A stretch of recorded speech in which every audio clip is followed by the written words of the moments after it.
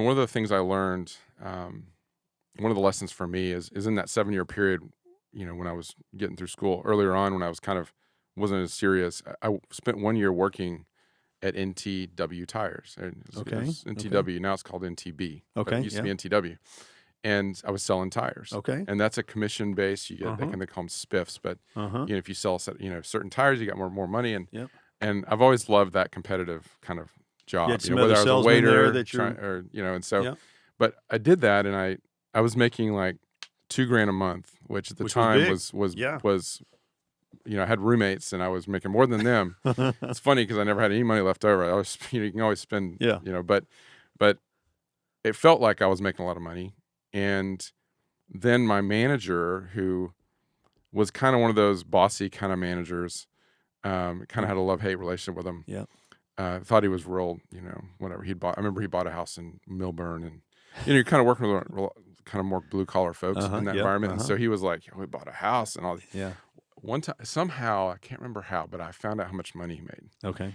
and it was like $45,000. Yeah. And I'm thinking, wait a minute, that's like $4,000 a month. I'm a single dude in college. All I need is beer money and rent, Mm-hmm. and I can spend $2,000 easy. Yeah.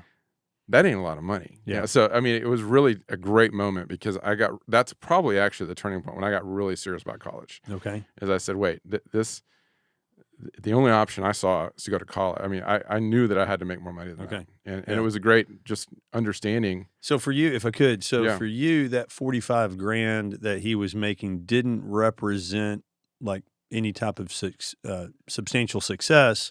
I was thinking that you might have been going at the angle, hey, I'm making $2,000, he's making $4,000, he's crushing it, right? Yeah. But no, you were looking at it and go, hey, this is the manager, this is the tip of the spear, the pinnacle of this job here in a blue collar type environment, and I want more than that economically.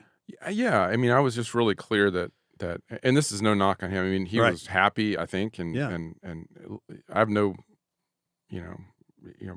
sometimes I think, wouldn't it be great to just have an 8 to 5 job and make 40, Mhm. but it doesn't, But you're not wired that way. But I'm not wired that way, and I always wanted to. I knew that I had to make more. And I mean, I knew, and the family I envisioned setting up was going to be very traditional, and that I was going to work. Mm-hmm. My wife was going to stay home, Mm-hmm. most likely, Mhm. and so I knew I had to, and that manager that I was talking about, he had a spouse that worked. Yeah. So you start to Yeah. put together. Well, they had two.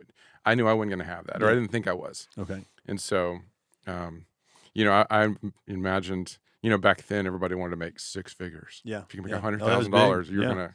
I remember you know. thinking if I could make 60. I remember Yeah. talking with my best friend, our first Yeah. years of college, and we're like, man, if we could just make $5,000 a month, Yeah. we'd be crushing it.